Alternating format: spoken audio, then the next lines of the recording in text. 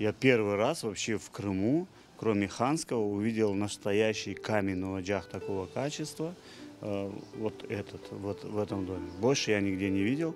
И вообще они, эти отопительные приборы, очень мало у нас сохранились.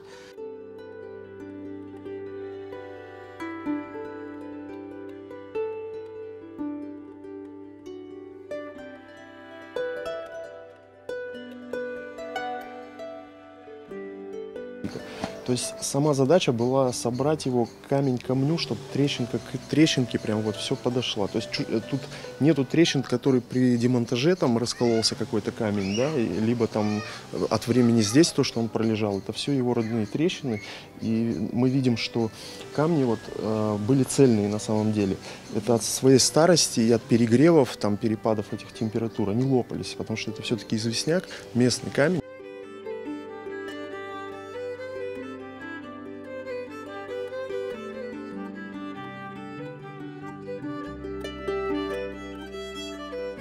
Понятно, что этот оджах очень сложное сооружение. Это нужны высококвалифицированные мастера, чтобы это соорудить, потому что оджах – это часть дома. Строился дом, сразу закладывались глыбы, и на месте это все обрабатывалось. То есть это не делалось где-то и привозилось, ставилось, как сегодня мы это делаем, да? Это все тесалось, все на месте мастерами. Нас поразила точность, то есть отсутствие такого инструмента, как сегодня, да, при таком отсутствии, они сделали идеально точно.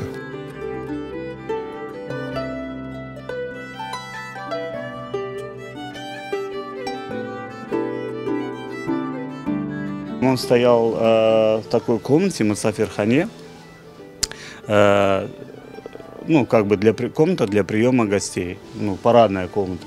Понятно, что где-то в задней комнате такой оджах строить не будут, потому что, ну, нужно было, все люди всегда стремятся показать свой достаток, украсить свой дом.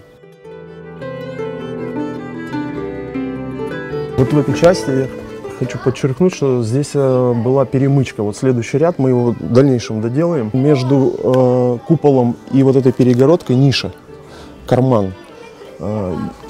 Это когда было отопление, горячий воздух с дымом вместе поднимался наверх и задерживался на какое-то время здесь и нагревал вот этот камень, чтобы теплоотдача шла вовнутрь в помещение. А лишний дым уже выходил в дымоход.